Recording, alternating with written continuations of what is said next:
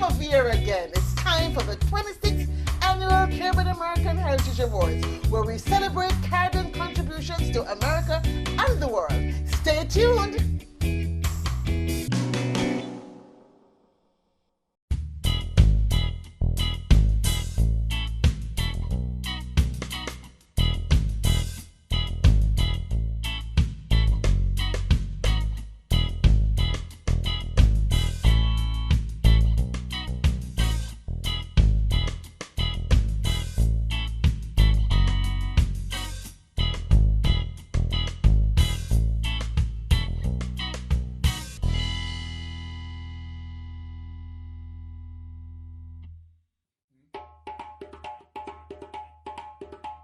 From nations, sun people, we come, children of the Caribbean, of newly born nations struggling to be free.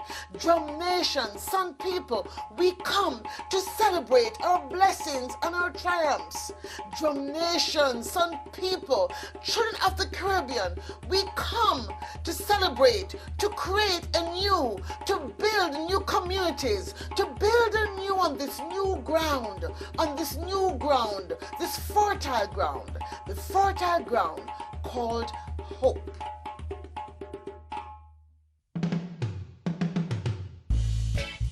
Greetings and salutations, friends and family all. I am Dr. Claire Nelson, President and Founder of the Institute of Caribbean Studies, the producers of the Caribbean American Heritage Awards. It will be my pleasure to serve as your host, no, not your host, your griot for the evening. This year, for the 26th year, we decided to do something very different. We decided to move the Gala from a traditional space into the Smithsonian National Museum of African American History and Culture. Now, why the Smithsonian? Well, in these hallowed halls, we find ourselves present and ever so visible in American history, whether it be Shirley Chisholm, General Powell, Malcolm X, and so many more names. We demonstrate that Caribbean people have been coming for a long time to help build America. There was one caveat to using this space, however. They said you could not broadcast on television the tapes that we were doing. And so we said, you know what? That will not deter us from bringing this information to the public. We'll just do what I normally do. Tell my story. Bring Cousin Clara from out the door and bring her right into the Smithsonian. So this evening, Cousin Clara, my alter ego, will be here with you to talk about the 9 celebrated people we honor here tonight in these hallowed halls, the halls of the Smithsonian National Museum of African American History and Culture in the Oprah Winfrey Theater. Yes, my dear, I'm in the Oprah Winfrey Theater. What you say now? But let me get back to it. For the next few minutes, I'll be sharing with you the story of the 9 celebrated Caribbean Americans we will honor this year. So, stay tuned. We're going to come back.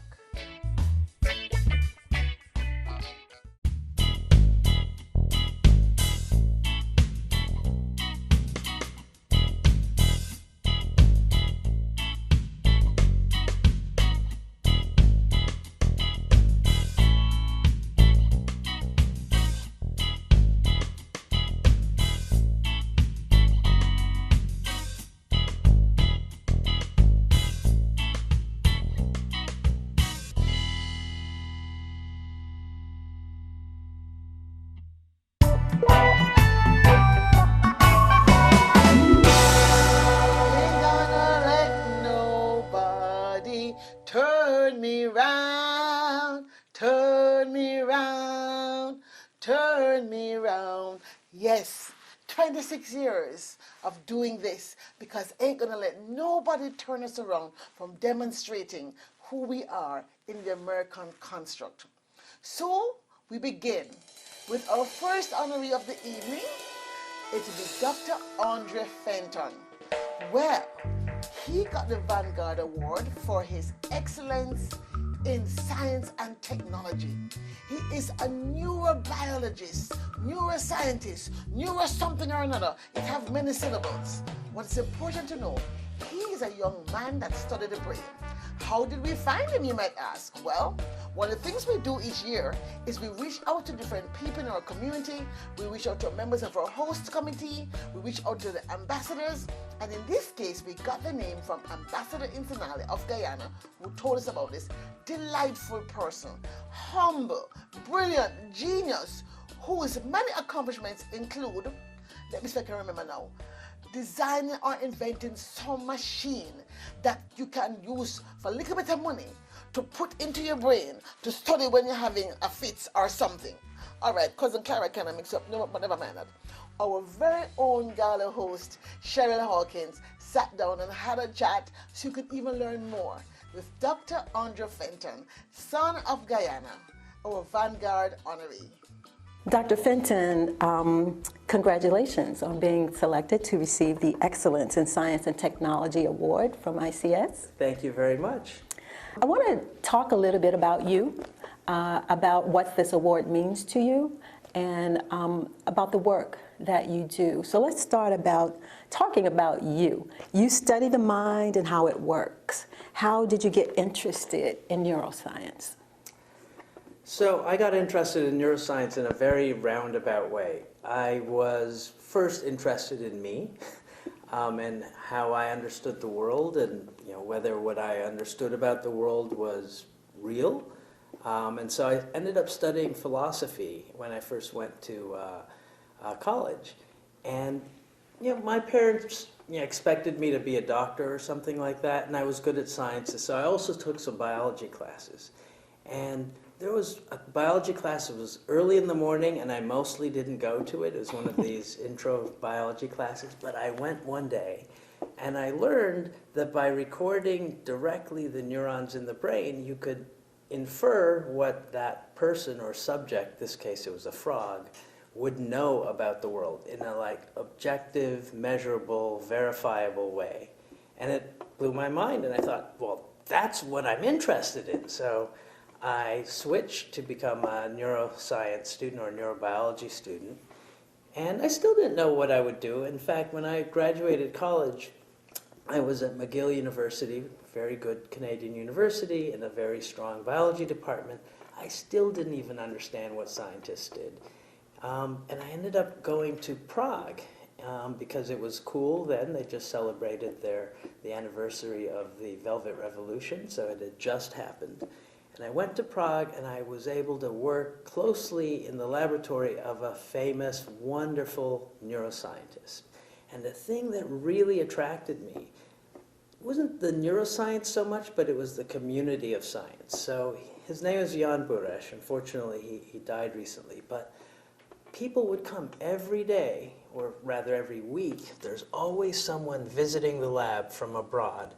And they came not for anything. They didn't come to sell him anything. They didn't want to buy anything. They didn't come to get anything other than to talk to him. And so there's a steady stream of really interesting people. I thought, I want a job like that. I want to be able to meet really interesting people all the time who have nothing to sell me. They just want to talk to me.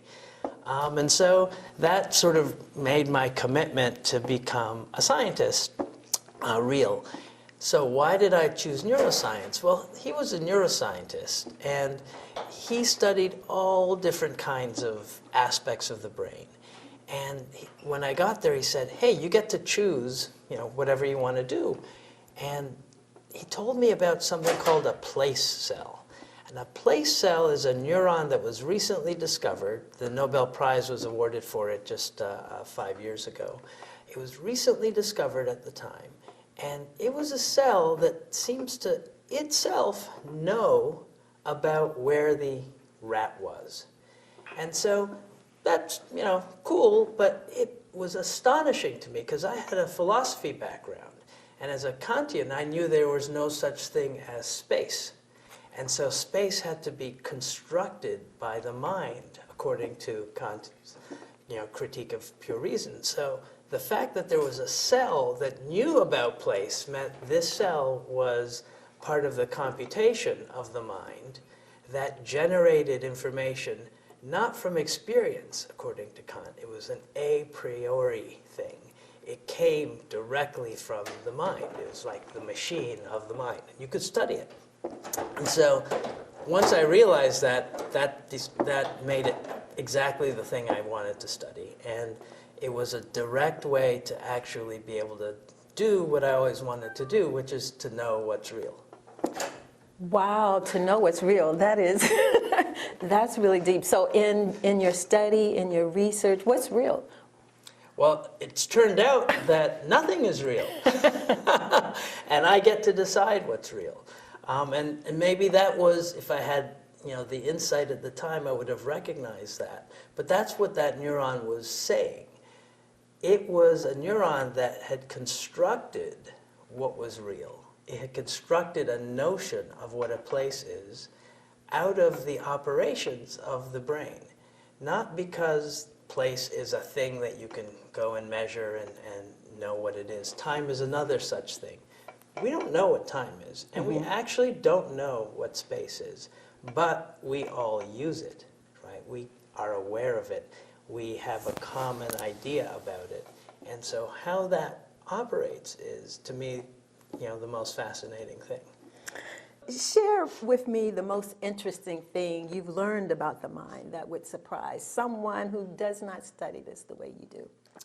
Well, the thing that strikes me, it's very, very simple, and it's almost embarrassing that I had to study neurons for so long to come to it, because it's available for everyone to know. But you can summarize it in this one sentence. What we think, we become. I've heard that a lot, yeah, so that's true. It's the Buddha. It's his statement. Yes. And it sounds preposterous, actually. What I think is going to determine my future, and not just like bias it, but will be my future. It turns out that if you buy the idea, and neuroscience is very supportive of this, is when you have an experience, you use your neurons to have that experience. And in using your neurons to have an experience, you modify how those neurons connect to each other and adjust how they operate through experience. And so every experience, this one, just like any other, will change both of our minds. Okay? And our minds will then constrain the next set of experiences. Constrain or determine, make possible, however you want to put it. But this long history called life manages to keep adjusting how we end up living. And so you can make very practical choices, like what will we do with the time we have? Right. So how do you feel about being nominated for this award, to receive this award? Well, I feel honored. I'm a pretty shy person, first of all, so thank you. And I didn't think about it very much until coming here. And what I see, it's now an opportunity. It's really like a gift, an opportunity for me to try and connect back to Guyana in some way. Not just visiting with my daughter. I don't really have any family in Guyana. I have no immediate family in Guyana, so I have no particular familial draw to return there. But now I'm getting interested in my Guyanese origins, and this is a great way to spearhead that. People say that reggae music is Jamaica's greatest export. But I don't really think so, I think it's our intellectual capital that will spread across the globe. Let me tell you about our next honoree, Dr. Kingsley Chin, who received the award for excellence in medicine. Love is, he has invented a new instrument, and I saw it with my own eyes, that helps doctors to do minimally invasive laser surgery on the spine. So all you bad back people know that this next honoree is advancing the frontiers of surgery and spine surgery. In fact, his company is called Spine Frontiers. So stay tuned as we welcome our second honoree, and you will see his interview, you will see his video, and you will learn so much more about him. Dr. Kingsley Chin, Excellence in Medicine. Hi, I'm Kingsley. I'm a surgeon. I went to Harvard Medical School, spent 10 years there. I have this great urge to talk to you about, hey, how are you doing with your life? Is there anything you can learn from me? And you know, I also want to learn from other people as well. You see me standing here, this is one of our companies. We run a company called KIC. I want to show you my office. This is where it all happens for me. By the way, there's Lee over there. She's working hard. She's phenomenal. She does a lot of design work. She's just the bomb. Come to my office. I want to do a close-up right now. All you guys who want to be a CEO, listen, here it is right here. Kingsley Archin, MD, Chief Executive Officer and Chief Technology Officer. I'm proud of that because in order to get to that point where you're the Chief Executive Officer, you have to be able to prove yourself. And you have to prove yourself to the people who are going to decide do they want to work with you or not. So come on in my office here. Now, here are some things that we and I have been working on. This is a lot of where it all started. This was a book I wrote when I was at the University of Pennsylvania. And I was just doing purely spine surgery. I was kind of doing some business on the side, looking at how to develop medical devices. But since then, we're all about you. How do we get you motivated? How do we help you on your path to success? And we have a new book called Your Path Up. We haven't put that up here yet, but we're writing that book right now. That's going to be a phenomenal book. We're going to have some quotes in there for you. Habits are important to your success, and they also, bad habits can make you fail.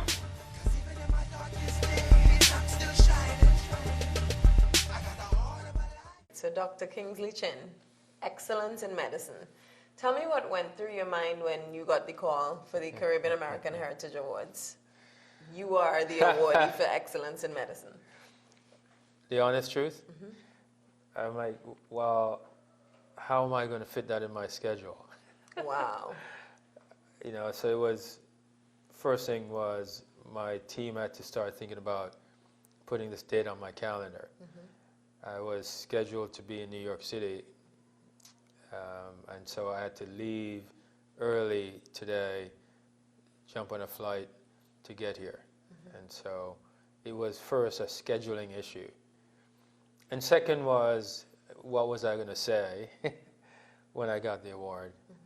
And third was, I appreciate the award because the founder, Claire Nelson, I've got to know.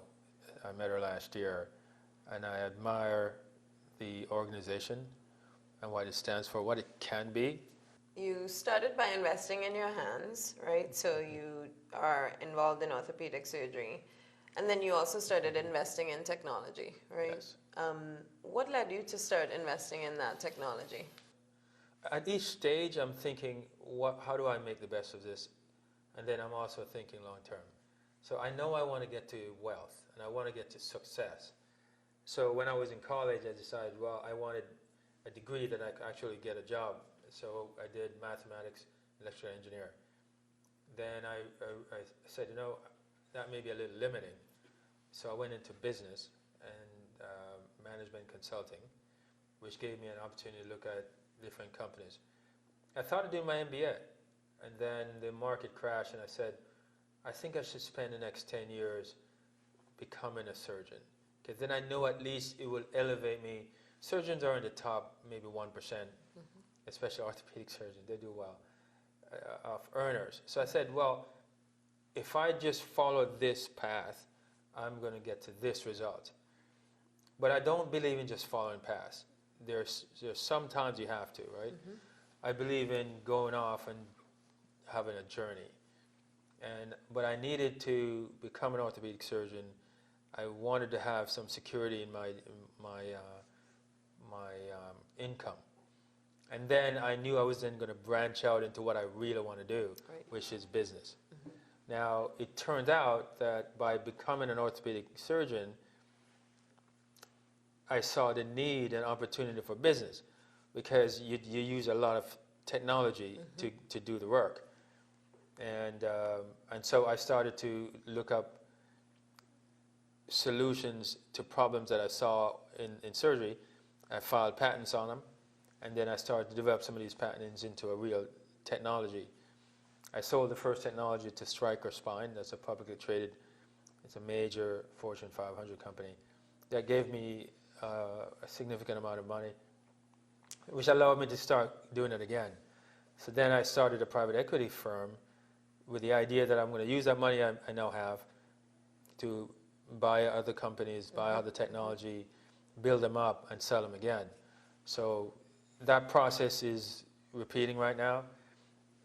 We have acquired some major technologies, Axioma Disk, nanofuse biologics, StableFlex. We have some really good companies under our portfolio. And so I am seeing how I could build that into billions of dollars. And at the same time, I'm looking to see how I can give back to Jamaica. That's ultimately is where I think I'll spend the majority of my wealth. It is always gratifying for me personally when I meet people who have done so well in America and those members of our Caribbean diaspora who are at the top of their game. You know, to make it in America to be the top of any field is not an easy task. But this next honoree is in the top of the game of two. True Caribbean person, right? Not just one job. Two. Dr. Winnet McIntosh Ambrose. And she look a bit, you see? Never mind that. She is not only a doctor of biomedical engineering, yes, biomedical engineering, where she has a patent invented. She's also winner of some Food Network Top Chef Award. Two very demanding things. So here we are. You will now get to meet Dr. Winnet McIntosh Ambrose and see some of her indomitable spirit. This next interview is going to be done by CARAH Gala host Cheryl Hawkins, and you'll also see, prior to the interview, a small biopic about her work. So stay tuned to the winner of our Trailblazer Award, for she's indeed blazing new trails where none have gone before. Dr. Winnet McIntosh Ambrose from the Twin Island state of Trinidad and Tobago.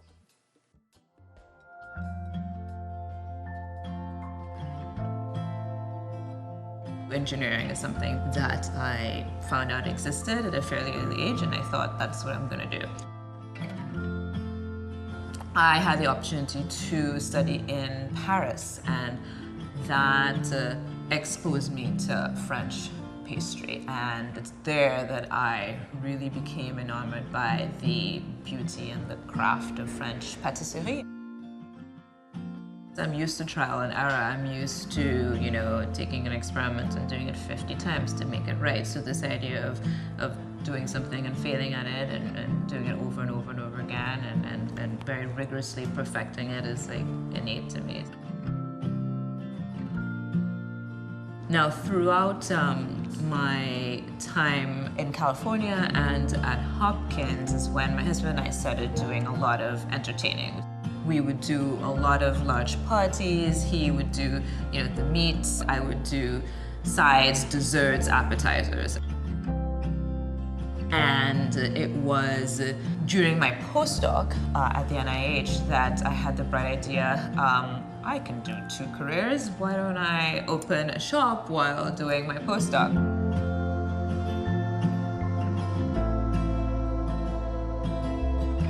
I live here on the hill, on Capitol Hill in DC. A spot opened up just a few blocks, and everything seemed to gel, and that was kind of the what led to the opening of the Sweet Lobby about 5.5 years ago. As a small business owner, I kind of had to decide where to place most of my energies. A lot of people ask me, wow, so you were in biomedical engineering, you were developing like vision, saving technology. That seems so honorable and so needed. And sort of how do you decide then to go into baking, you know? As human beings, we're created with one main purpose, and that is to glorify God and to do that in whatever sphere we might be in. For me, I think Colossians 3:23 really came to mind, and that's, whatever you do, do heartily as for the Lord rather than from man, knowing that from the Lord you will receive an inheritance, for it is Christ the Lord whom you serve. So this idea of whatever I was doing, that I should be doing it heartily and for the Lord. So do you want to set up the experiment that we did the other day? Yeah. Do you remember how to do it? This one. Okay. What else do we need? Being a business owner, you certainly work all the time, but you do get to set your own hours somewhat. I'll have a couple hours off in the morning to take my child to school. I think that flexibility was attractive. As a believer, as a Christian, as a follower of Christ, that has to be my faith. So it kind of governs my priorities. It's tricky because it's far easier said than done, because we're so driven in this life by what is visible, what's easily around us, that we seldom naturally consider what Christ would have us do. As a Christian, there's a few considerations that you have that perhaps someone who's not a Christian would not have. I think the concept of grace, is something that as a Christian you understand. So for me, that's been a huge part of how I manage. I started to consider what a business really meant. It meant a community where you can provide employment for folks. You have the opportunity to do something else that I love, which is to mentor young people. I think when I look back at people who have been with us for, some of them, 3, 4 years, it's just amazing to see that transformation through mentorship and through providing opportunities. And so I think it's important to think through bringing glory to God and how best you can do that, whether it's pursuing ministry or pursuing another career.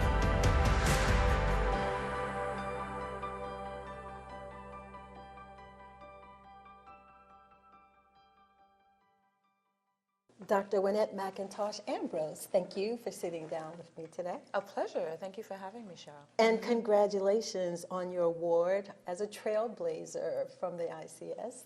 Thank you very much.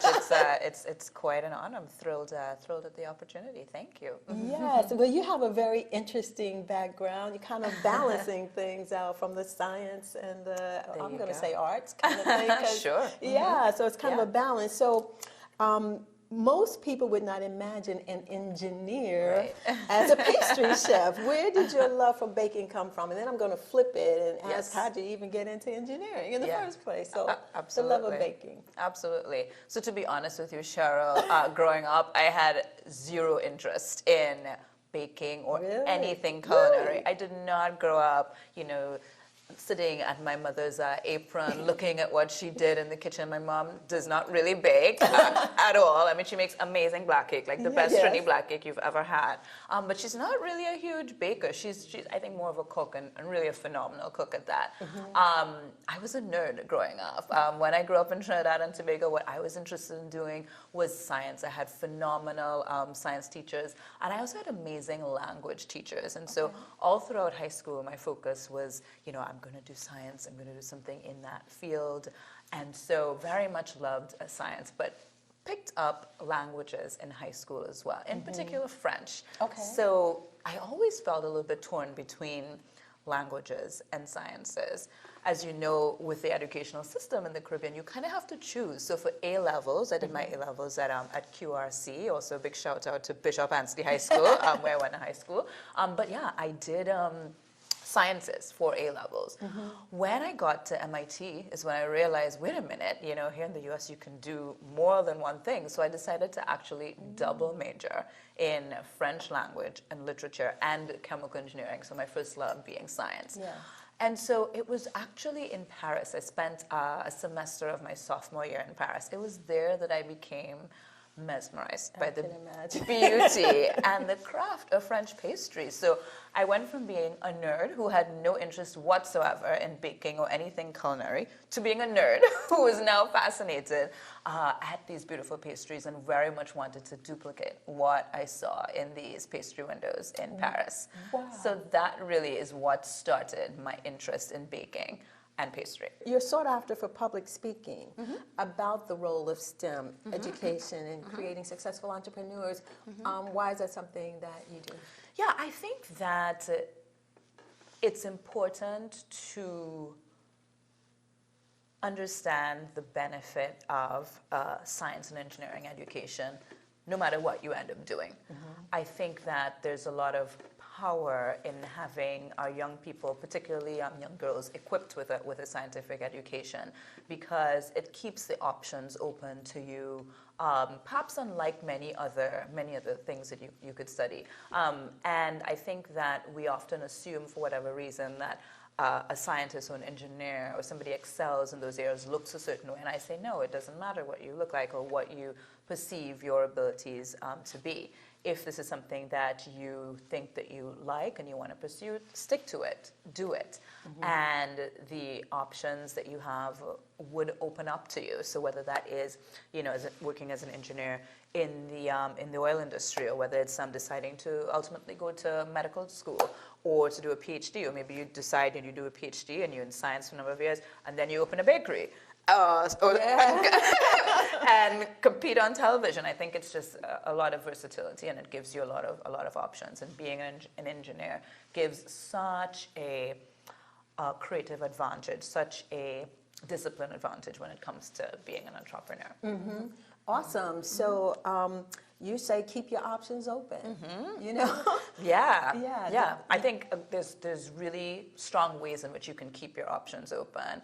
And my thing is, if you are good at science, or even if you're struggling at science or struggling at math, hone in on that. Do as well as you possibly can in it.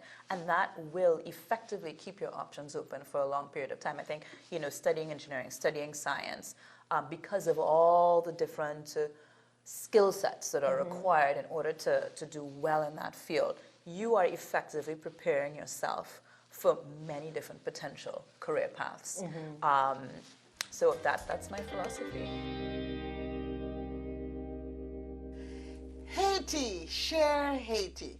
As you all know, Haiti, Share Haiti has seen so many trials that we sometimes think that there's nothing good that can come from Haiti. But let me tell you, that is so untrue. This next honoree, Monsieur Evans Charles, is the son of Haitian immigrants who demonstrate that greatness does indeed lie in Haiti and in the Haitian story and in the Haitian immigrant here in America. He received our Outstanding Entrepreneur Award. Let me tell you, when I found out about this young man, and I actually found out about him from another honoree, a former honoree from the Bahamas, that this young man is a major hotel developer. Yes, my dear, I have yet to stay in one of his hotels, and I'm hoping after this, I get probably some complimentary hotel room nights. I guess I shouldn't sound so licky as we say in Jamaica. Never mind that. Let me come back to my formal statement and say, this next honoree, Evans Charles, a Haitian son of Haiti, will receive our Outstanding Entrepreneurial Award for his outstanding demonstration of the will to succeed in the field of business. He is developer of many hotels in the Maryland, Virginia area, as well as other states and cities in the US. So stay tuned as you see more of his work in the upcoming video, and also hear more from him personally as he's been interviewed by CARAH Gala host Cheryl Hawkins. Having an African-American-owned hotel in a major city like Atlanta is extremely significant. If Evans Charles, a young African-American entrepreneur, can build a hotel in a major gateway city, then surely you can, or anybody else can, that has the vision and of course has the backing of a major brand like Choice Hotels.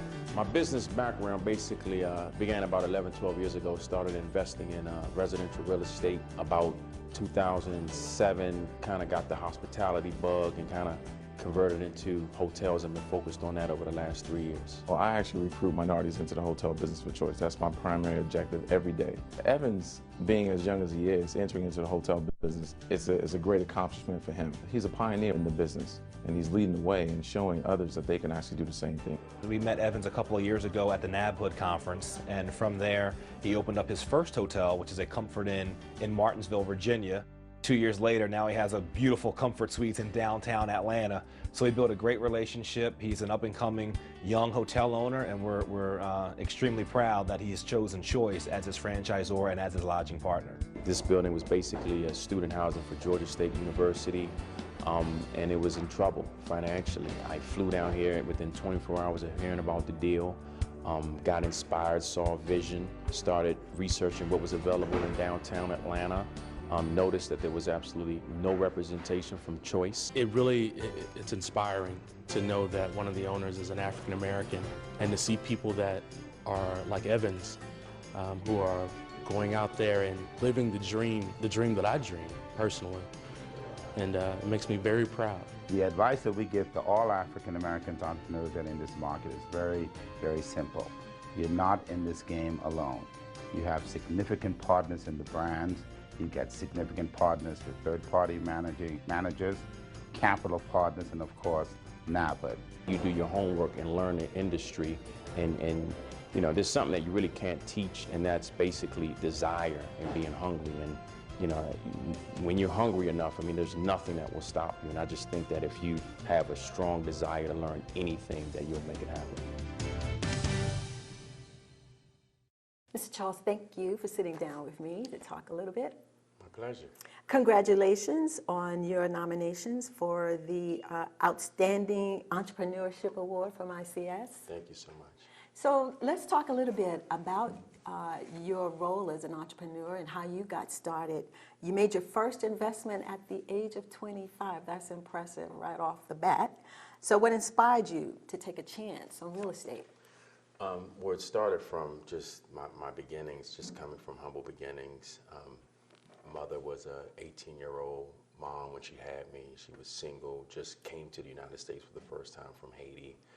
And growing up in D.C. during an era where it was just infested with drugs and violence, and D.C. was once known as the murder capital. So just coming through that environment and being very inspired to hopefully make it out of that environment and make something of myself. So was awarded an opportunity to go to Temple via my athletic talents or so, because we didn't have the finances to pay for school. So I actually had to walk on to the football team, beat out the starter by my second semester sophomore year, and that was the saving grace that kept me in school. So always was just, you know, coming from those beginnings, just always just hungry to just, you know, do something better. And so within the time frame that I had left from a scholarship perspective, I was able to get an undergraduate and a master's degree because I understood the value of education and in the value of paying for education, how I couldn't afford it. So I wanted to take advantage of now that it's being paid for. How can I maximize how much education I can, you know, extract? So once I came out of school with a master's in education and an undergraduate degree in psychology, I knew I didn't want to be broke anymore. I knew what that lifestyle was like, but I didn't know what to do with those degrees. Mm-hmm.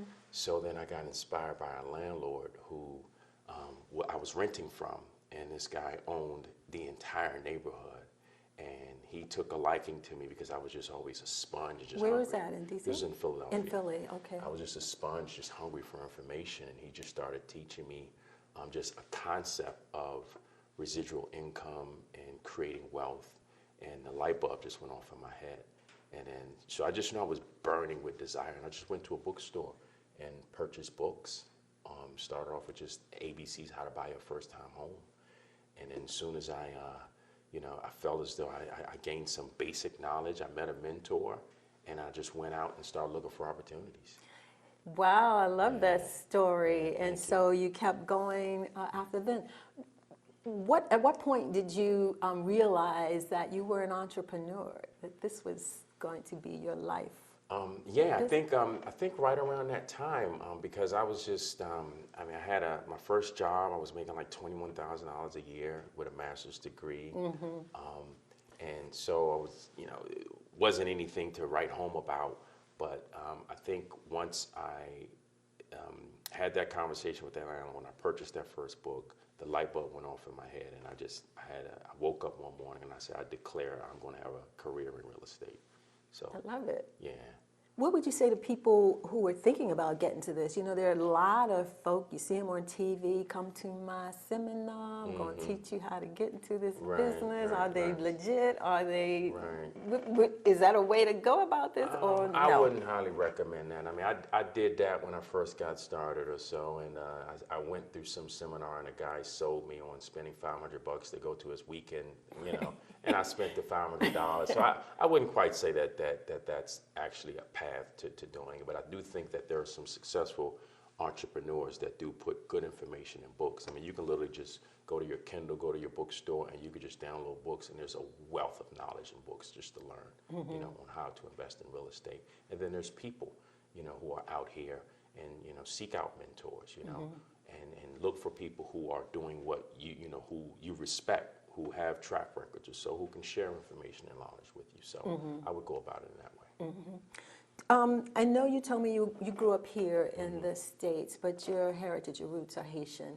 And you said you had gone there? Yes.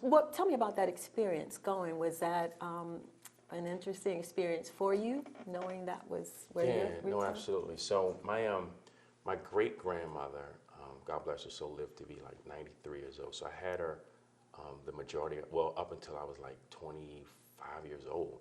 And she raised us, and she didn't speak any English. So I learned the language. I had no choice because that's how she communicated to us. Do you still know it? Yeah. Good. So, so I tested my skills, and I went back to Haiti, and the first time as an adult in 2014, and I went there, to just get more connected to my roots, and then B, as a business person, I was looking at, you know, opportunity there.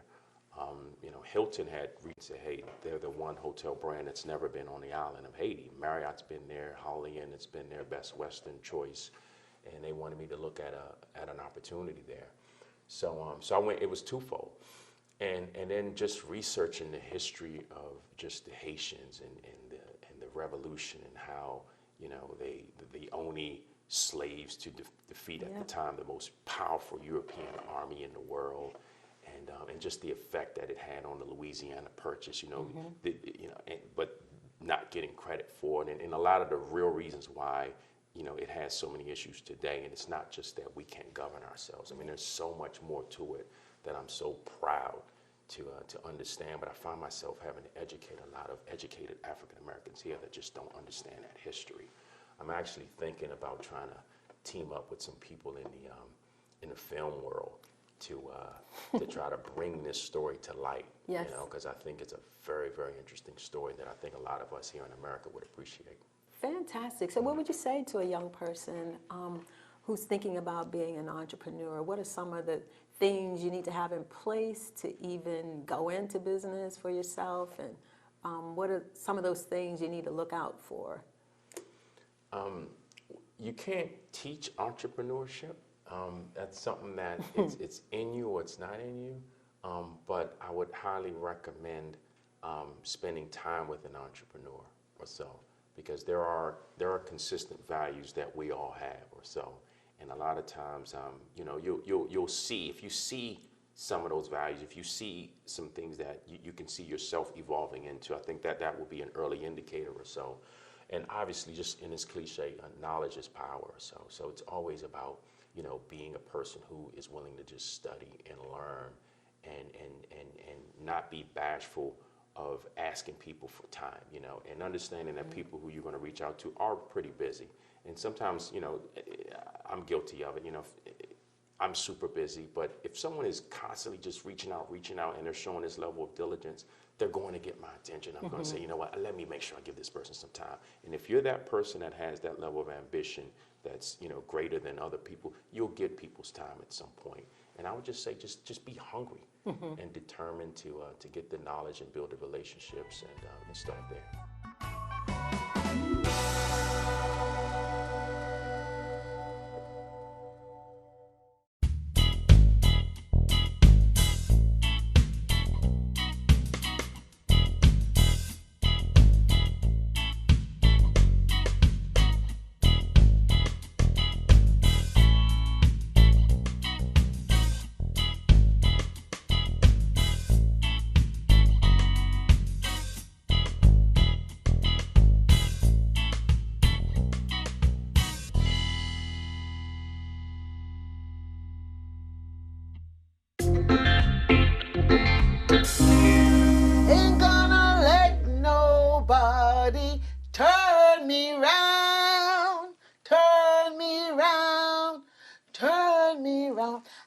sure that our next honoree was thinking that.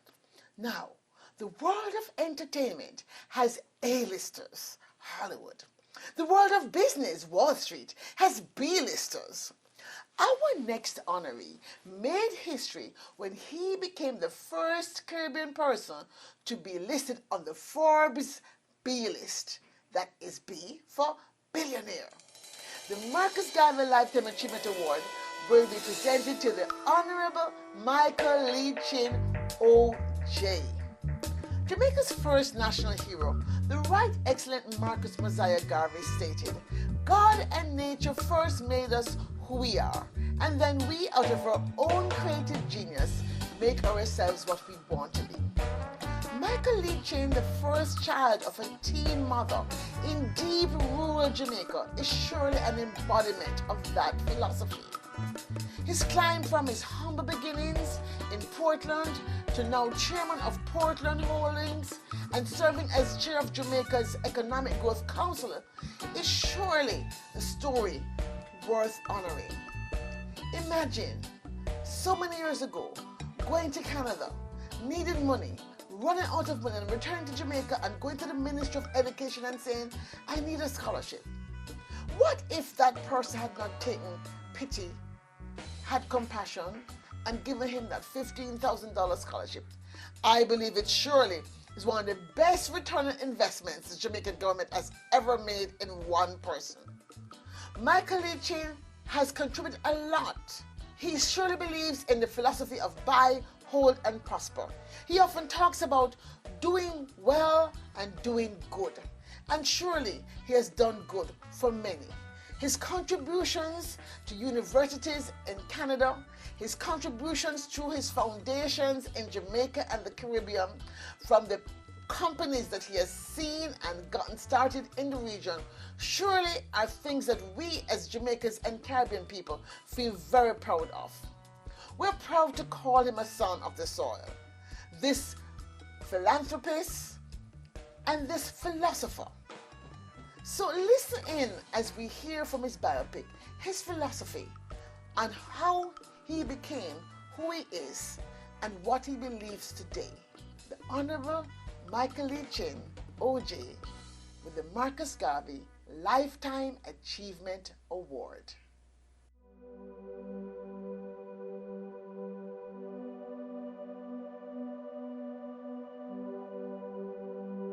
Many of us fail to consider what is a fulfilled life. Over time, I've come to realize that a fulfilled life has three component parts. Number one, doing well. Number two, doing good for society. And number three, living a life of passion. Doing well is having enough wealth so that you can live the lifestyle that you choose, and having excess wealth that you can give back to society. Which brings us to doing good. We have to ask ourselves the question, what is our responsibility? We were born in countries that made us confident. We were born to parents who had values. And thirdly, we're born in an era that gave us opportunities. Conversely, there are many children who were born in countries that immediately truncated their confidence, who were born to parents who immediately, by virtue of having no values, no standards, expectations, truncated their confidence, and who were born in an era in which there were misfits. Therefore, we have to ask ourselves the question, do we have a responsibility to those of our brothers and sisters who are less blessed than we are? And finally, the third component is passion. Very successful people, very fulfilled people, they have a mission, they have a purpose that gets them through the air pockets of life.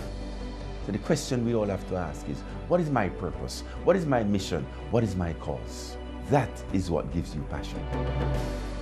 Which reminds me of the story of the three stonemasons.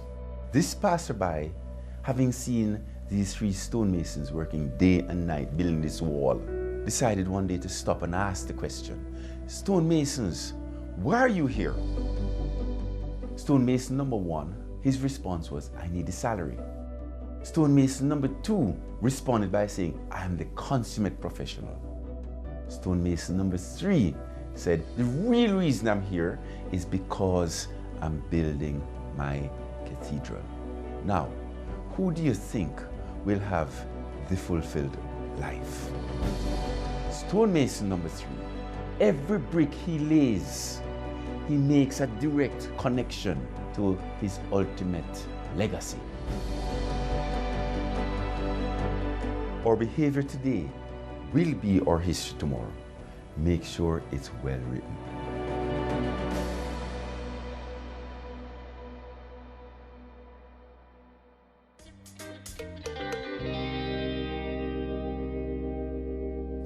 Who is a forerunner? A forerunner, as ICS CARAH Awards defines it, is somebody who is heads out and is in front of the crowd. And this is the story of our next honoree, Donette Cooper Esquire, whose work as a quilt artist and an art patron has made her a leader in the field. Our Forerunner Award is presented to her for her work in the arts, but more importantly, the biggest secret that we must share with the world is that Donette Cooper, a Jamaican that went to my high school, St. Hugh's High School for Girls in Kingston, was the first person, wait up for this, the first person to donate a check of $500 to the building of the Smithsonian Museum of African American History and Culture. I want you to take that in. I want you to take yourself back to that day when President George Bush signed into law the act to say that there should indeed be constructed on the National Mall a museum of African American history and culture. And imagine that this Jamaican immigrant decided that, wow, she wanted so much to be a part of this story that she got out her checkbook immediately and within the hour had sent off a check for $500 to make a contribution to making it real, long before the first ground was broken. Donette Cooper, a Jamaican immigrant, has made history by being the first person, the first individual to make a contribution to building the National Museum of African American History and Culture. And so indeed she is a forerunner in her work as a quilt artist and in her work as an art patron, and for that we salute her with the CARAH Forerunner Award.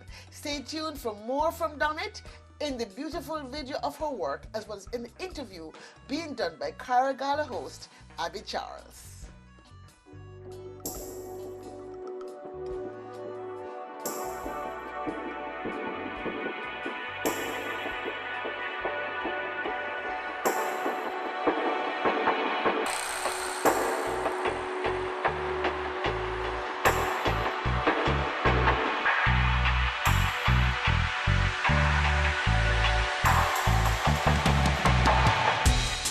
My baby sister Donette grew up with me, so literally. So you can imagine I'm taking lots of credit for her blossoming into this wonderful artist. She has great pedigree because both her parents are very creative individuals. And so I congratulate her wholeheartedly. I think it's wonderful what she's been able to accomplish, almost like a second life. And I'm so proud of her. I'm John Elabeth Cole, Director Emerita of the National Museum of African Art. Congratulations, my colleague and sister friend, Donette Cooper. Congratulations for the way in which you, as an artist and a patron of the arts, support not only African Art Museum, you are a supporter of the National Museum of African American History and Culture, the Anacostia Community Museum, the Museum of the American Indian, all at the Smithsonian. I'm dressed from head to toe in work that Donette has selected. My hair is wrapped in fiber from her own collection that she uses to use to the hair of her dolls. And my outfit is a Jimmy King design, one of the top artists from Nigeria. Donette selected this, and even my shoes, Donette chose. So Donette, big up your status. I'm so proud of you.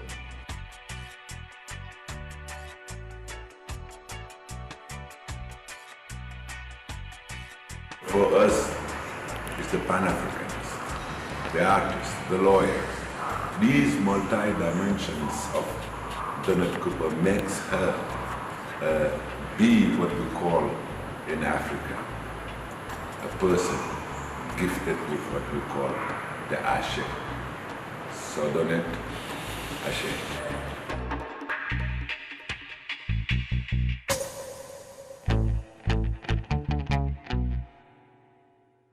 Donald Cooper, such a pleasure to be chatting with you this evening. Tell me about your thoughts when you found out that you were winning the award of Forerunner for the Caribbean American Heritage Awards. I was very elated. You know, it's always nice to be recognized. You do work and you're not really having any great expectations.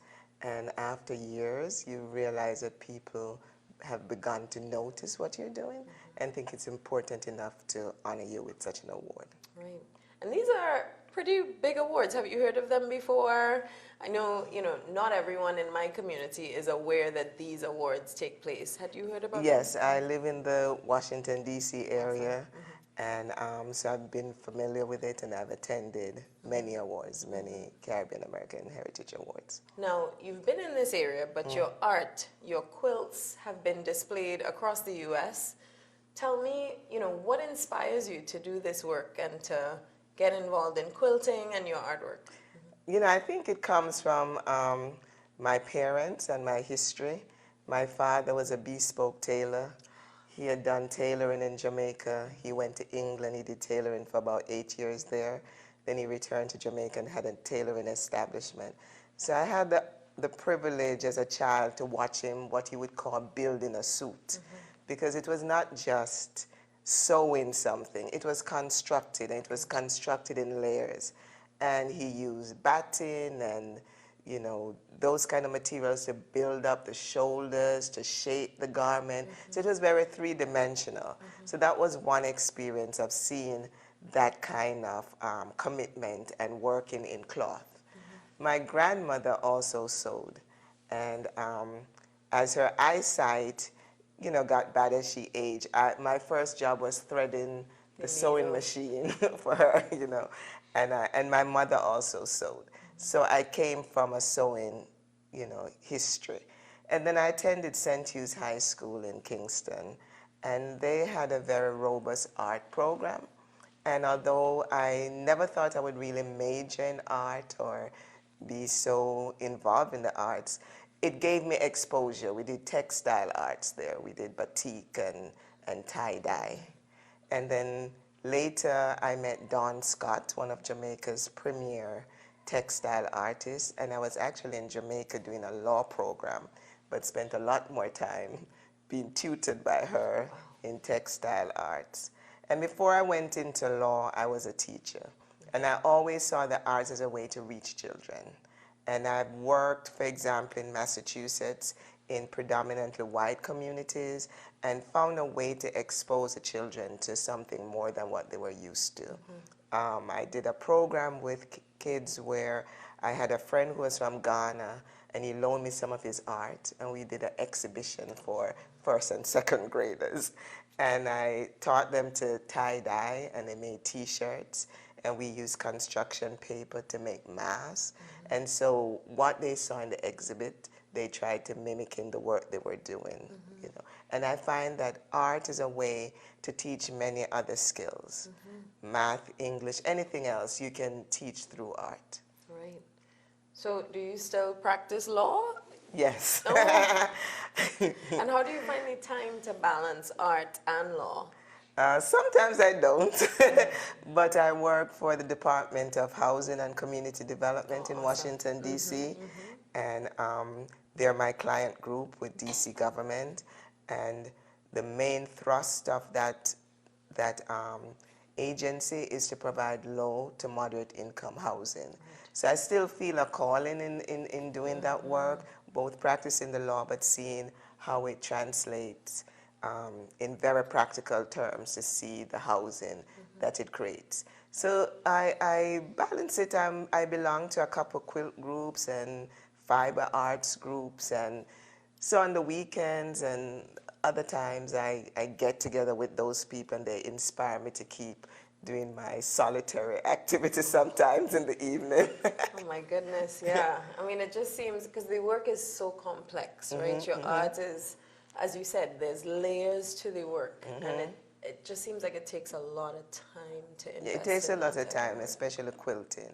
And I've found that it allows me to integrate a lot of African forms. So if I come from one particular ethnic group, I probably would only be working with Kente or a Dinkra or something else. But since we're in the African diaspora, we already mix up and blend. You know, it's liberating in another way. You know, as I've traveled, as I've studied, to understand the messages encoded in cloth.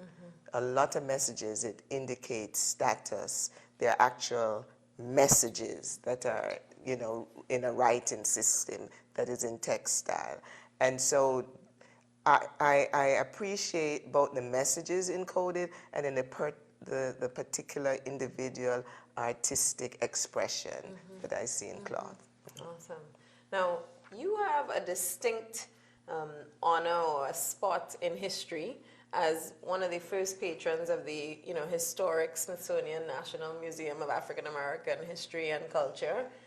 What led you to be one of these first patrons, and what's the importance of this museum, not only for African Americans, but also for Caribbean Americans? I came to Washington to study law at Howard University, and as time permitted, I would spend time meandering through some of the museums, and I particularly like the African Art Museum, and it's still one of my favorite museums here.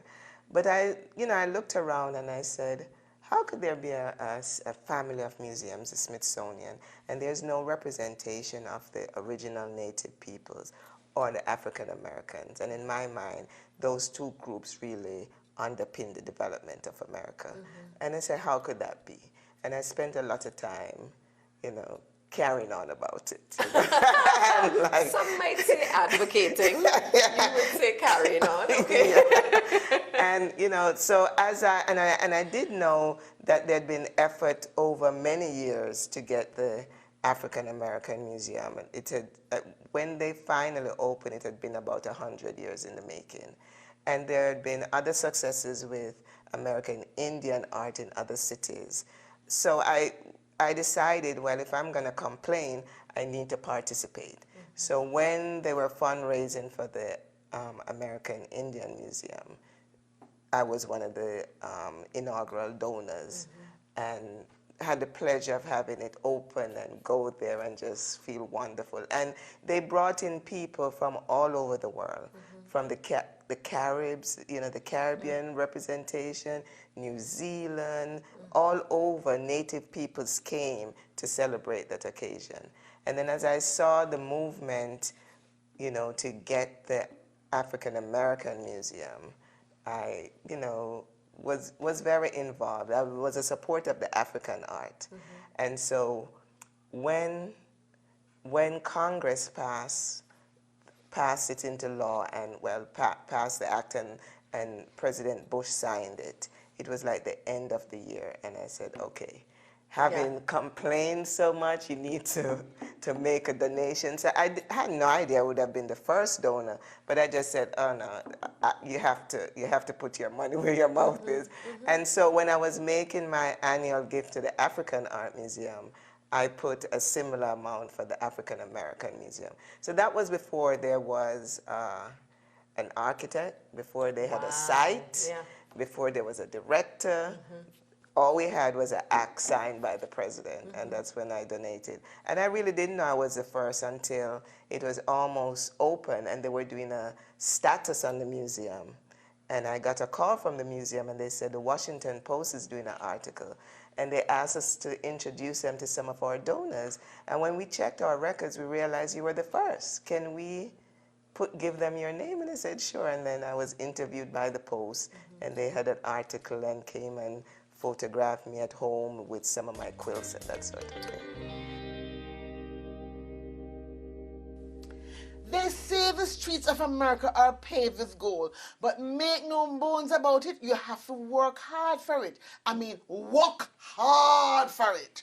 Now, this next honoree, Irvin Raphael, native son of Dominica, who migrated to the U.S. Virgin Islands as a child and grew up in the lush tropical isles, but migrated to America and worked hard in the U.S. Armed Forces, and then worked hard in various places in corporate America to make it to the top, to become the COO, which is the Chief Operating Officer of the Genesis Auto Company. Now think about it. Cars are everywhere. This company is the newest luxury car brand, and for a young Caribbean American to be at the top of this game, you know that this young man certainly has worked hard. So listen up for more information about Irvin Raphael. As he shares his story, we hear more about him through his biopic, and then his personal story shared with CARAH Gala host Abby Charles. Irvin Raphael, Outstanding Contributions to Corporate America.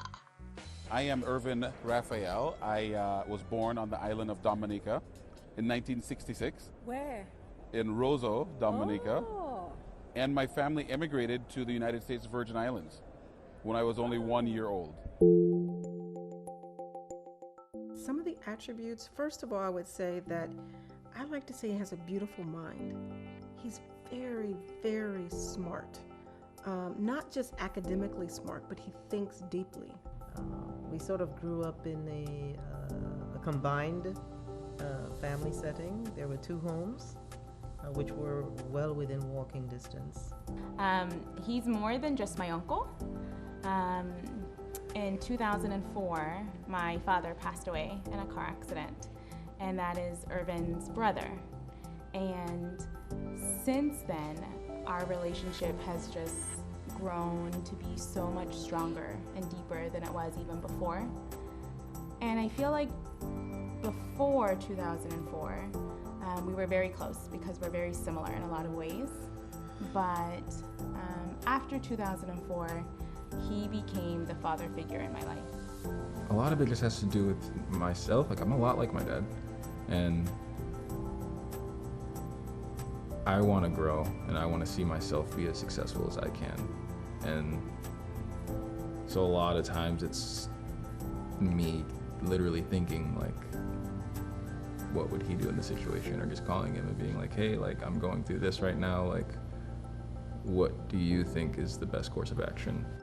Because he truly cares about people, whether at work, if it's his team that he's working with, he wants to see everybody succeed.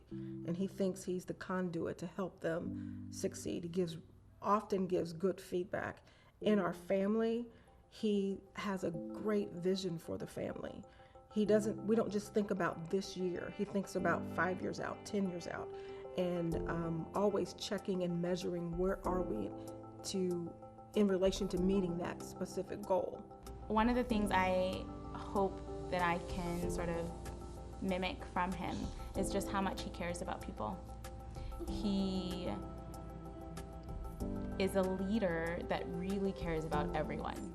And I think because of that, and the community being able to see that, is why he is getting this award. All right, so Irvin Raphael, such a pleasure to meet you and have you here with us.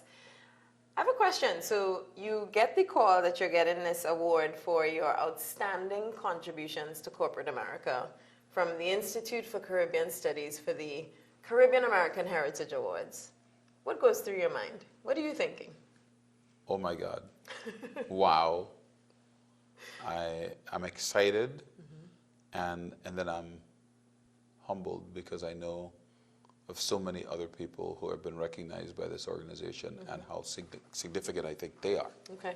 And it's challenging to put myself, in my mind, in those circles. So this has been a great experience. You've been in the automotive industry and have worked your way up to be Chief Operating Officer at Genesis, which is a company of Hyundai, right? Yeah. And you know, as an engineer, what got you there? What was your path? to get to that success? My path was not typical, that's for sure. Originally, I was an engineer and I wrote computer code, and I just focused on being the best that I can be and taking advantage of opportunities as they manifested themselves. And as opportunities presented themselves, I followed a path that I thought was interesting and a path that I thought would allow me to contribute in unique ways. I'm an entrepreneur at heart, so whenever I had the opportunity to create and develop things and maybe put my own vision into play, I was excited about it. Sometimes I had more experience in the field than others, but I learned quickly, and I learned from a lot of other people. So in a lot of ways, I have hundreds of people to thank for being here. So I say I have hundreds of mentors. So you say that you're an entrepreneur at heart. How do you know that? Tell me how you know you're an entrepreneur. I know that because I'm really not the type of person who would be comfortable doing something routine. I'm less interested in completing the task than I am in imagining what could be and then finding a way to get there. It happens to be that I work in corporate America, so I'm able to do that through corporations as vehicles. But I'm following my passion. I happen to love cars. I really do. Wow. I was a kid who read every car magazine you could find and talked about cars and checked out cars and went test driving for fun. I actually went shopping for cars for fun. It was fun for me. You mentioned growing up in the Caribbean and having this fascination with cars and vehicles. Now, you know, the auto industry is changing significantly, right? We're moving more so to electric cars, to autonomous vehicles. And in the Caribbean, it seems like there's this dependence, greater dependence on cars and vehicles.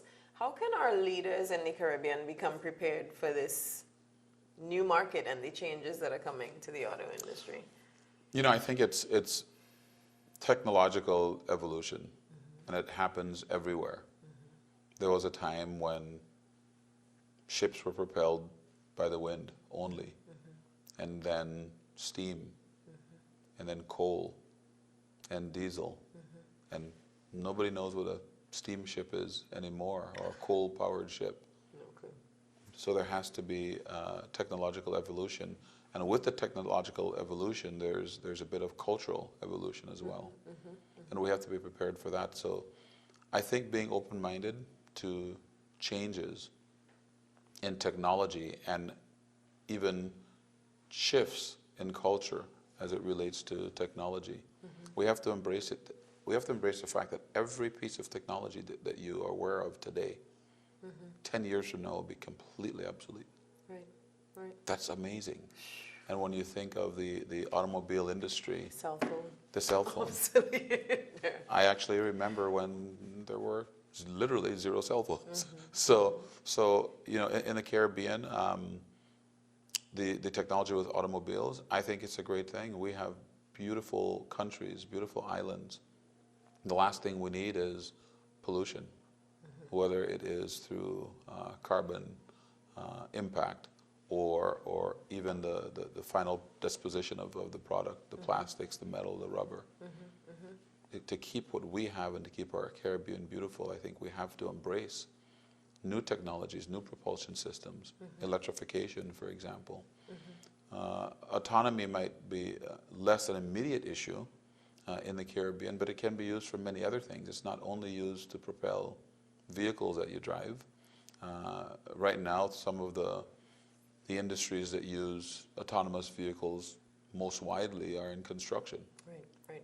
So if you can imagine having to do grading at a large site or mining, for example, they would only do it 8 or 10 hours a day because that's when they had daylight. Right.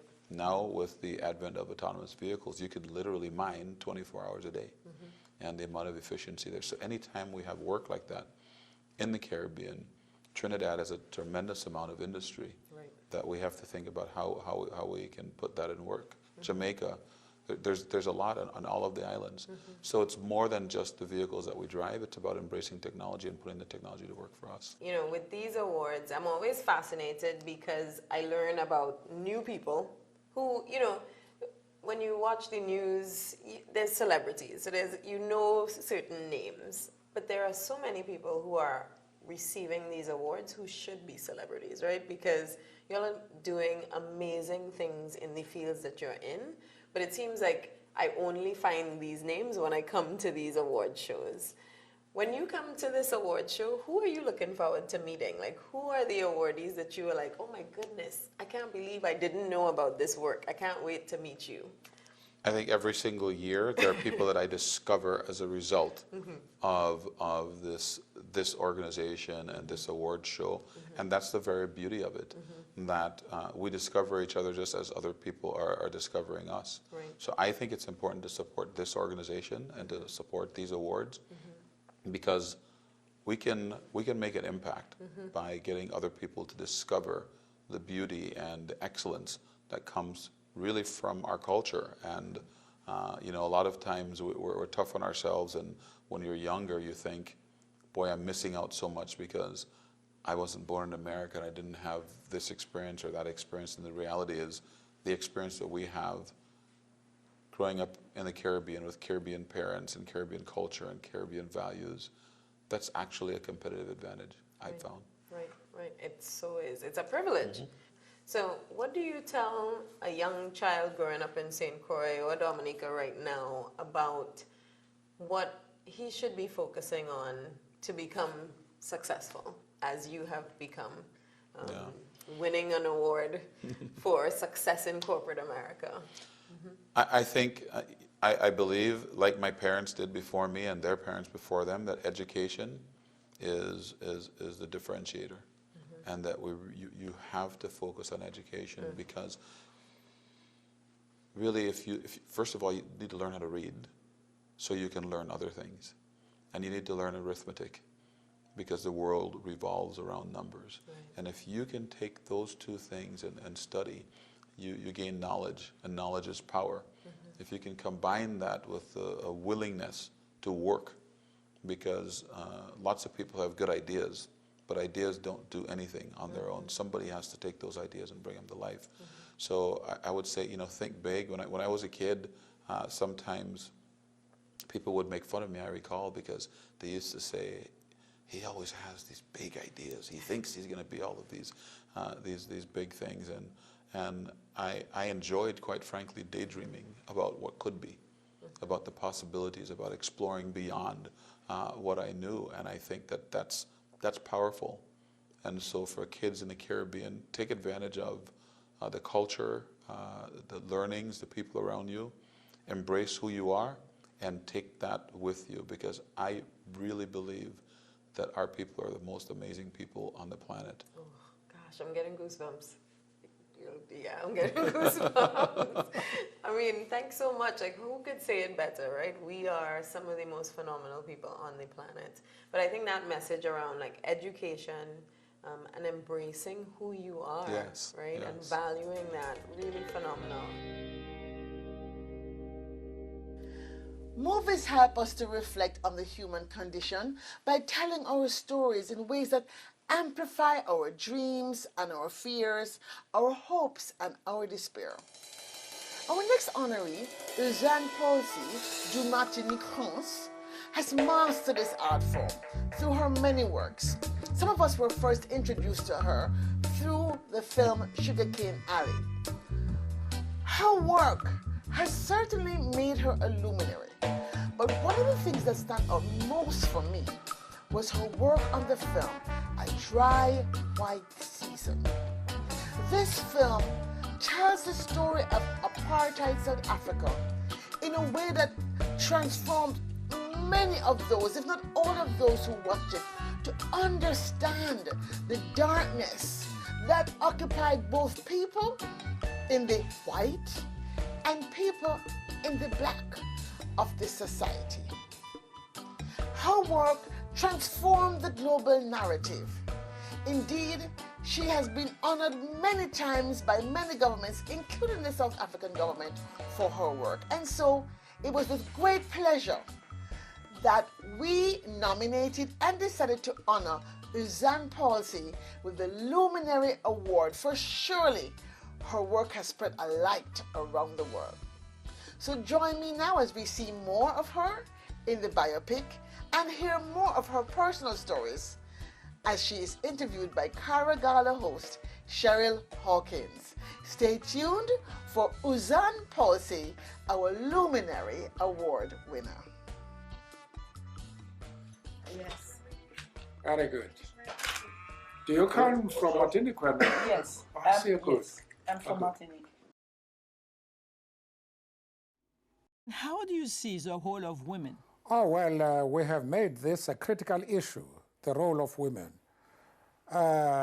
We would like the women to be accepted as equals.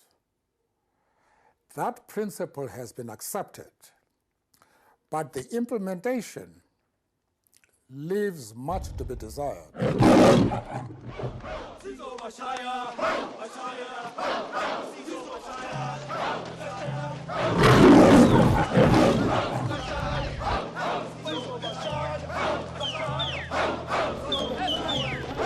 The Order of the Companions of Or Tambo in Silver awarded to Miss Suzanne Palsy for her excellent contribution to the liberation struggle.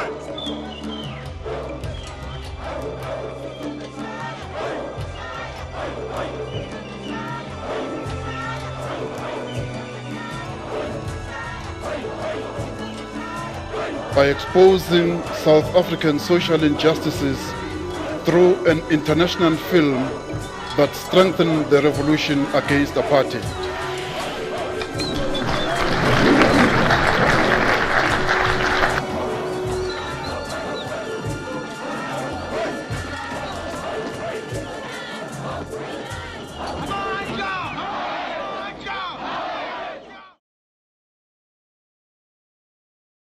Visionnaire, pionnière, engagée, passionnée, perfectionniste, Uzan, tu es une référence pour beaucoup d'entre nous sur les deux rives de l'Atlantique, jusqu'à celle du Pacifique où un honneur mérité t'est rendu ce soir. Je suis ravi d'y participer en te disant publiquement toute mon admiration et mon amitié. Je t'embrasse. In a small West Indian village, Simeon, an old music teacher, and Isidore, his star disciple, a mechanic, share an impossible dream to put their island on the world's music map with Zouk Music. Simeon by Uzan Palsy. A romantic musical fairy tale by the award-winning director of Sugarcane Alley and A Dry White Season.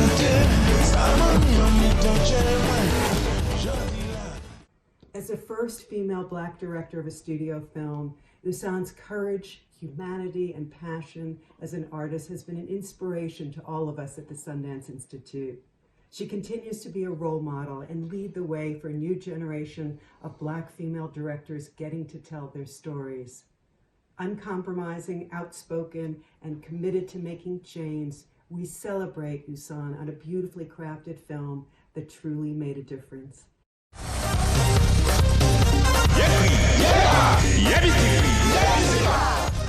Cher Uzan, I am so sorry that I'm not there with you tonight to share in your wonderful celebration of all your accomplishments, but I actually want to take a second to also say thank you to my high school French teacher for introducing me to a little movie called Sugarcane Alley.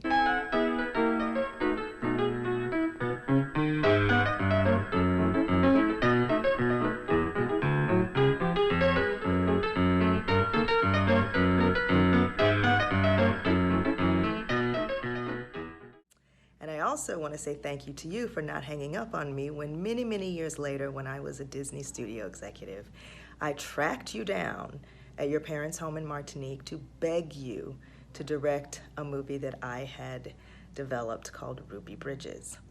And thankfully you listened attentively before saying no, and just in case you were on the fence, and to give it that extra special punch, I then ended the conversation by telling you that I was a Black woman studio executive at Disney and that I needed you to do this movie. And that kind of did it.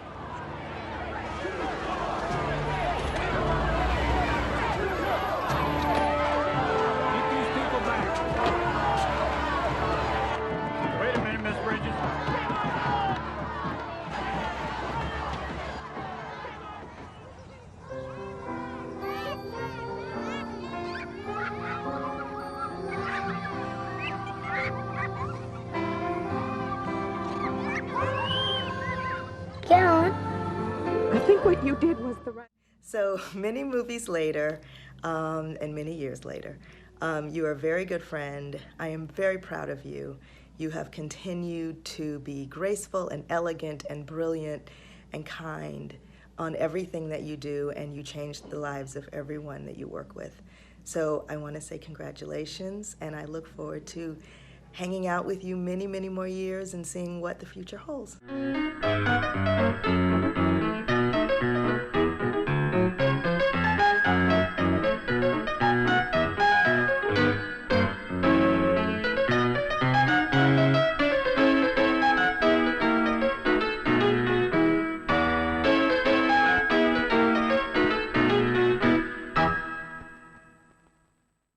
Ms. Palsy, thank you for sitting with me today.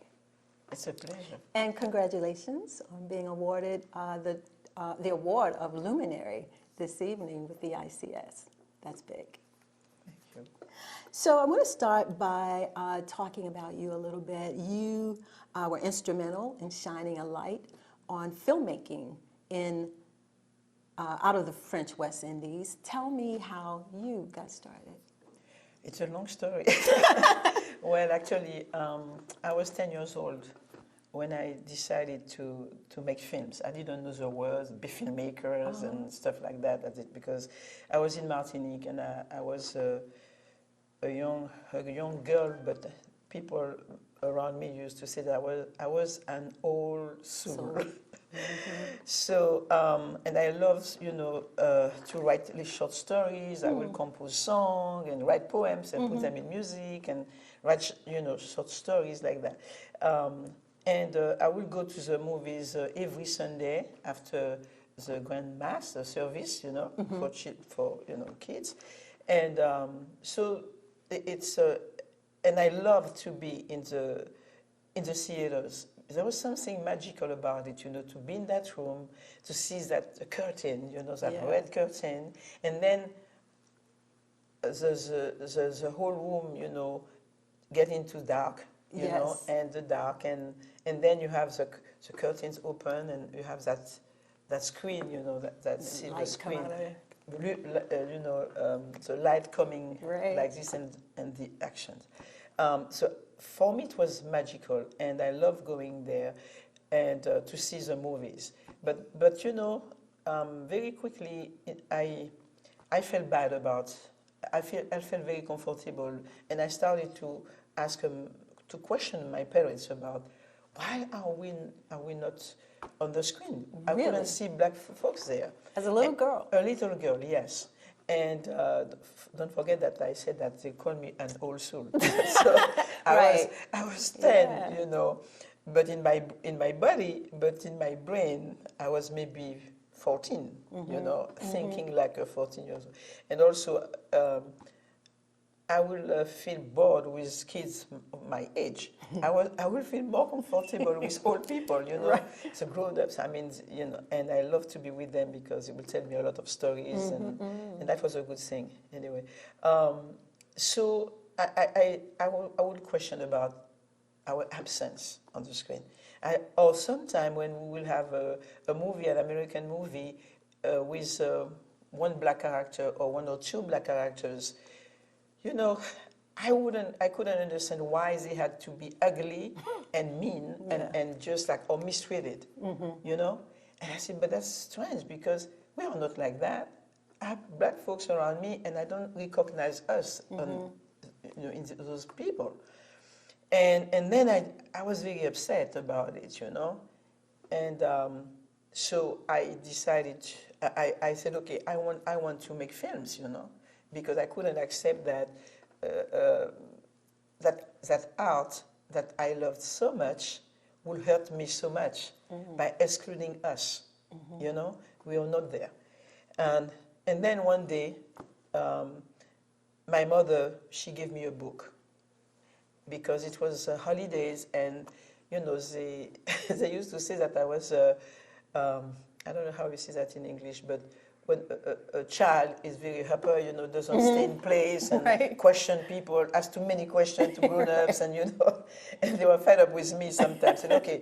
And asking questions. They used to call me Miss Y, Miss Why, Mademoiselle Pourquoi in French. Because if I would ask something and they would say yes, fine. But the minute that they would say no, I say, oh, why? Tell me why. You say no. Okay. So you give me an explanation, I'll understand. Okay. Otherwise, I will be arguing with them, you know. So that's why they will calling me Mademoiselle Pourquoi or Miss Why. And my mother said, okay, Miss Why, sit down here and read that book and stop bothering me, you know. But she didn't know by doing that. And she said, okay, by the way, you read every page, don't cheat, huh? Because I read that book twice, I know everything What was inside. the book? Sugarcane Alley. Oh, yes. So she said, I know everything, I know the story, I read it twice already. It's a great book, so I want you to read everything and tell me everything in that book, okay? Wow. To get me busy. Okay. But she didn't know by doing that that thing, you know, maybe not to punish me, because it was not punishment, but to keep me quiet, that she will change my whole life and her life too. Wow. That she created in me a kind of, I would say like a volcano thing, you know, eruption, I mean, you know. And because I had a cultural shock when I read that book. Yeah. And I became obsessed by that story, and I could see the movies. I saw the film immediately, and I was 12, you know. Wow. And I said, okay, I want to do that. I want to do that when I grow up, you know. Wow. And you know, and I would. I remember that after, you know, after the prayer before going to bed, we used to pray in the family together. I would stay alone in the room. And I will address a special prayer to God to make me go fast, you know, to make to make that film that I wanted to make. Yes, and after that, you know, of course, I went to France. I studied, you know, film, you know, at Luminary Film School. That was the most famous film school in France, and in Europe actually. And I studied also at Sorbonne because I was very interested in all forms of arts, like, you know, opera and also theater. I studied all this, and French literature as well. Yeah, because I listened to my dad who said, okay, I'll help you, I'll pay for your study, but I want you to make me a promise to go to Sorbonne and get a very strong degree, because you are the first one in the country to do that, to go to study films. And if you fail, you know, at least you will have some solid degree. You could be a teacher. And he said, and he added to that, and let's face it, you are writing, so that cannot hurt you to have a French literature degree. Right. So, and that's what I did. Wow. For some years, you know, because it was hard to, you know, to have to study at Sorbonne and then to be also to prep my degree, you know, my training, everything. And to make a long story short, you know, I adapted my Sugarcane Alley. That was I did maybe I don't know, 5, 6, 7 adaptation on my own. And then when I learned about films, I learned how to really master, you know, the techniques, the screenwriting techniques, you know. I was able to fix the script, and I got a grant from the French government, and I thought, oh, this is fantastic, and I'll be able to make my first film. But it was hard because I thought that it would be easy, because at that time nobody wanted to deal with the story with black folks. Right. It was because you know, it was the first one like that. No stars, no white stars. Yeah. And and I was young, I was female and black. But you know, I was very lucky to have a grandmother on my father's side, who, since I was a little girl, always told me, darling, when you have a passion for something, when you want to do something, and somebody put a fence in front of you and say, no, you cannot do that, you cannot get this, you cannot go there, just don't listen to that. Never let anyone take you off track your dreams, okay? So you jump over that fence and you fly.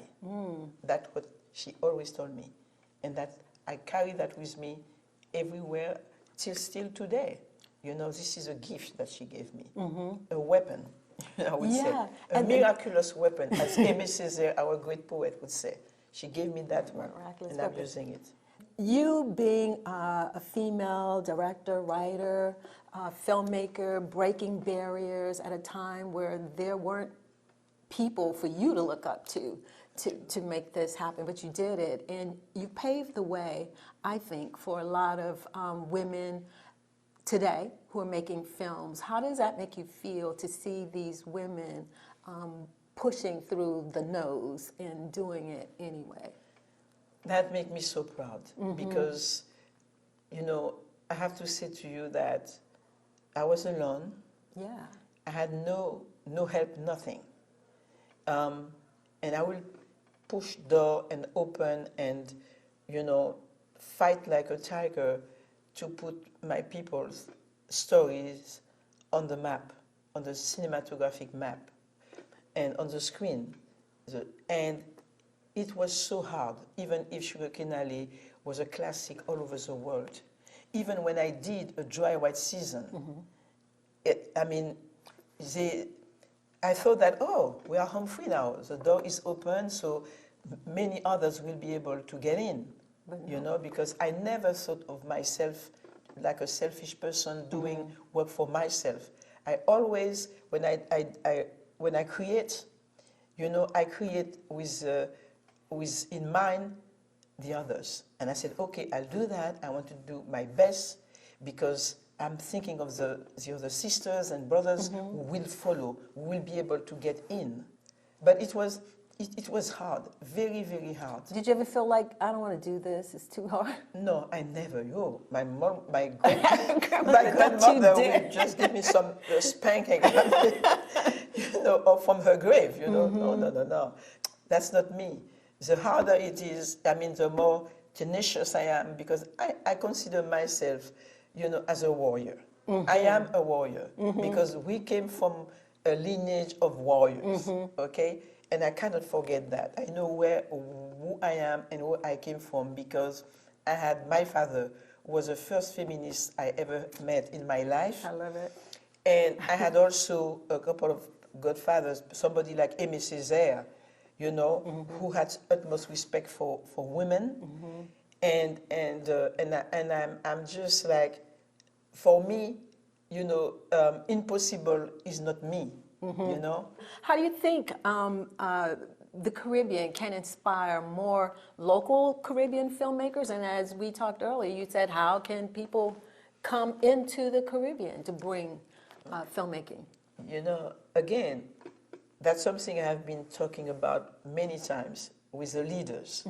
You know, it will happen if there is a political will. Yeah.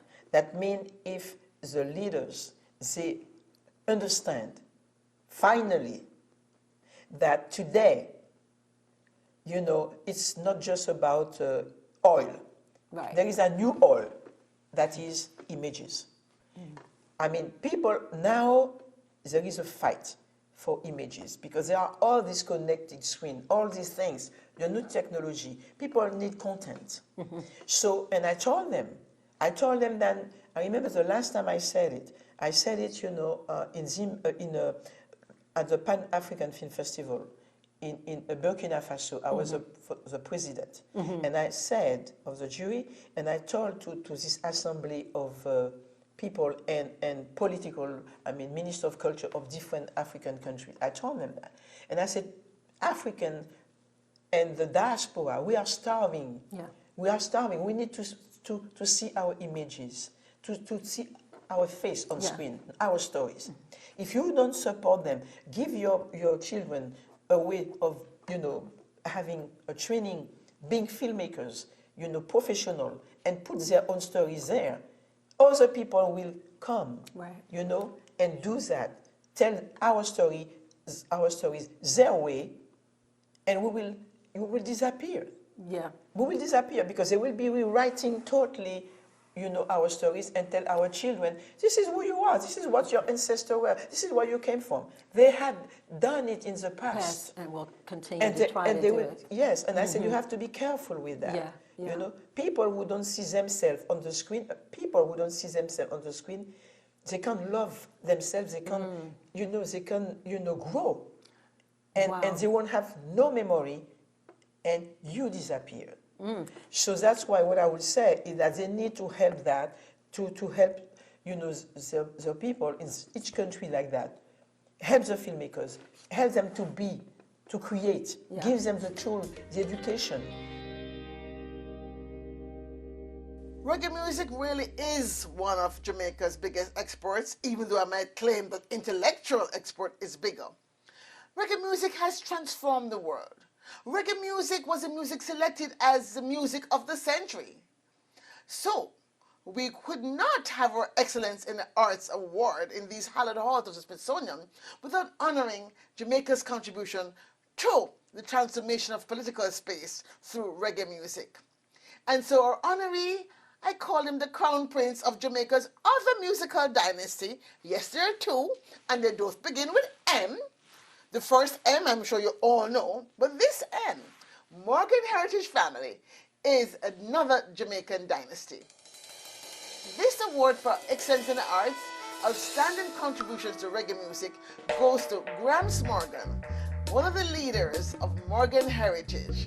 So stay tuned as you hear more about Gramps in his biopic and as he's interviewed by CARAH Gala host Cheryl Hawkins. So Gramps Morgan, thanks for sitting here talking with me. Thank you for having me. Thank you. Well, you know, I have to ask you about your name, Gramps. I think I kind of read about how you got it, but tell me from your perspective. When I was born, Brooklyn, New York, my auntie came into the hospital and just said, my God, him look like Grandpa. And from that day, it went from Grandpa until one day I was playing basketball on the court and my friend just yelled, Gramps, give me the ball. And then it became Gramps. So from around the age of 9, it turned to Gramps. But my whole life, it's been Grandpa. Did you know your Gramps? My grandfather, absolutely. Yeah, but I was named after my great-grandfather, which I never met him. Oh. But my grandfather, which is my father's dad, of course, Cleveland A. Morgan. Yes. Awesome. So you have a rich history in the music field. Tell me a little bit about what you think you staked out in this industry. I think my family, as a musical family, we've done so much work in this industry. Of course, my father, Denver Morgan, which had a huge hit in 1981 called I'll Do Anything for You. Yeah, that's my daddy, you know. Wow. And he would tour with people like Frankie Beverly and Mays, Curtis Blow, and did major tours across the United States and always was active in the 12th Tribe of Israel, which is a Rastafarian organization founded in Jamaica by the beloved Prophet God, and, you know, spread in the 4 corners of the earth and opened up houses in the UK, New Zealand, Australia, New York, Trinidad and Tobago. And we grew up in that organization as Rastafarian youths coming up.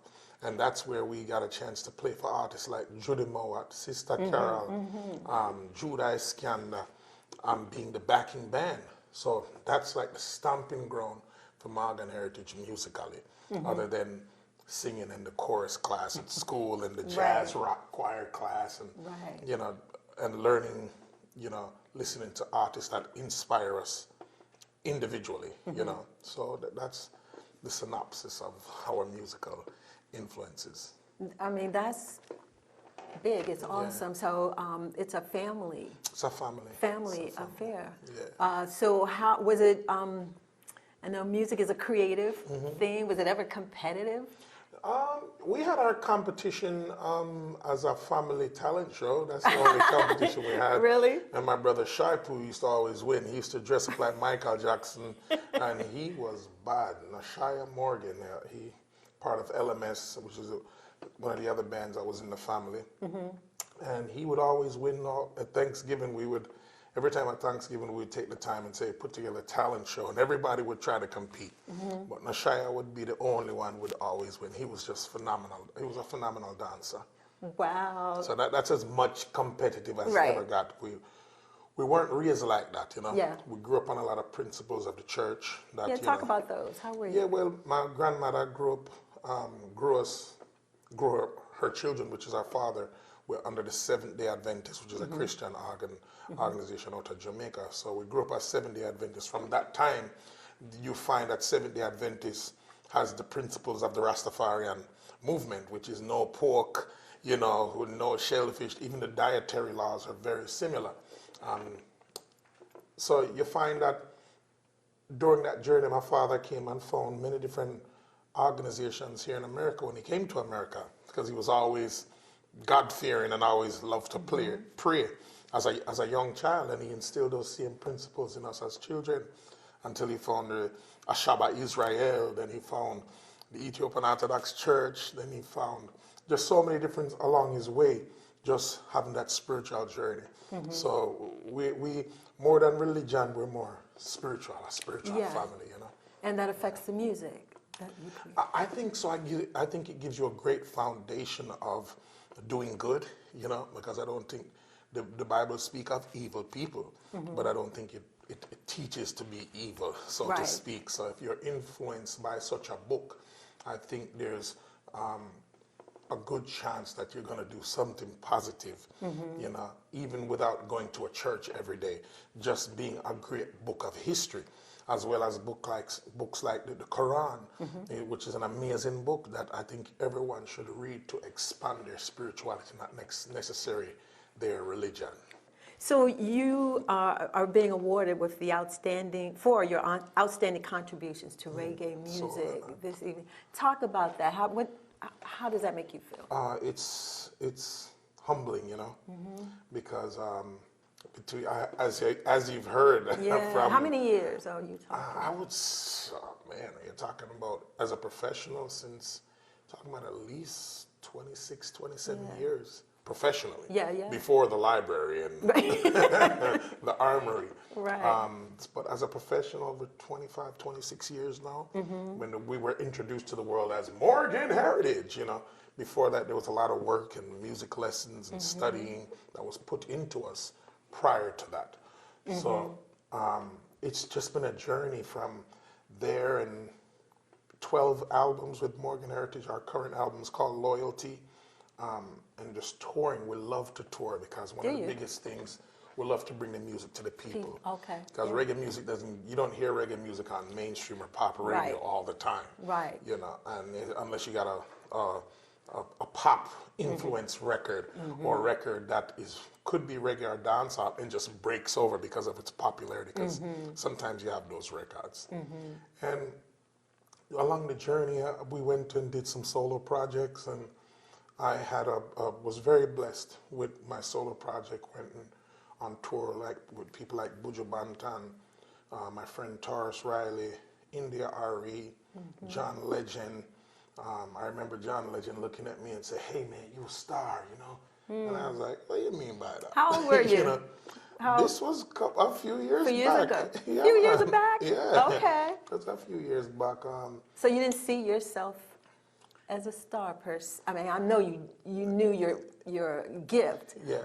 But putting yourself out there, feeling like a star, that's No, just not your nature. we never have that mentality. And that's the upbringing, you know. Yes. That's the difference in a humble Jamaican family, Caribbean family, where we don't be like, "Yo, you're a star." Right. At least in my family. Yeah. You just grew up knowing that you have a gift to share with the world. Ours is always message oriented. It was always a message of upliftment and encouragement, and even love songs. Yeah. You know, you talk about a song like "She's Still Loving Me," where you talk about hurting a female and having the humility to say "I'm sorry." You know, there's not a lot of love songs like that today.